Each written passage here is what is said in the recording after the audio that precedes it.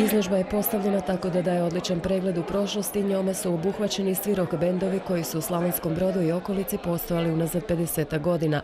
Osim fotografija izloženi su primjerci pozivnica na davno održana događanja, gitare, gramofoni te biografije bendova. Mi na izložbi radimo praktički negdje od kraja prošle godine, od 10.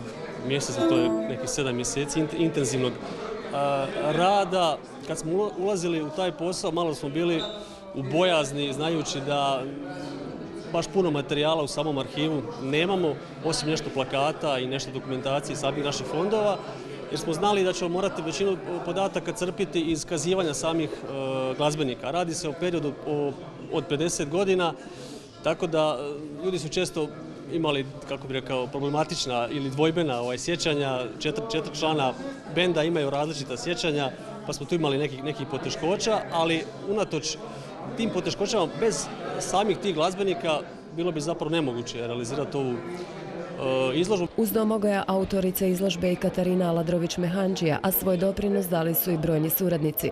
Otvorenju se odazvao veliki broj ljudi različitih generacija. Izložba je posebno dirnula glazbenike koji su se sa sjetom prisjećali prošlosti.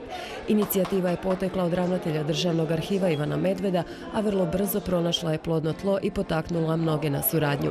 Veliku pomoć pri organiziranju izložbe i prikupljanju materijala dao je Davor Miković, autor internet stranice SB.net i član nekada popularne rock grupe 13. apostol.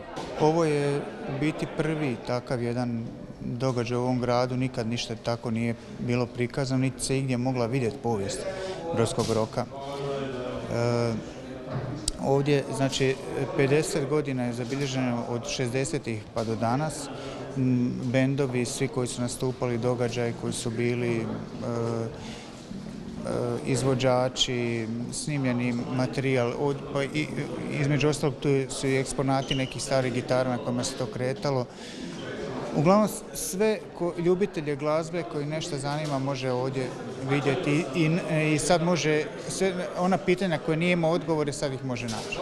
Slavonsko-brodska rock scena u proteklih 50 godina dala je izuzetne glazbenike i sastave.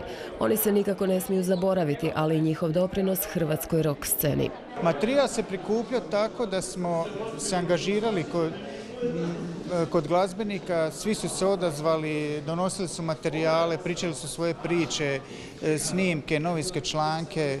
Najviše tu taj rovovski posao su odradili ovdje u Državnom arhivu, koji su kopali po tim starim člancima i to sve izvlačili da bi se dobila ova slika, evo kakva je ovdje sad prikazana.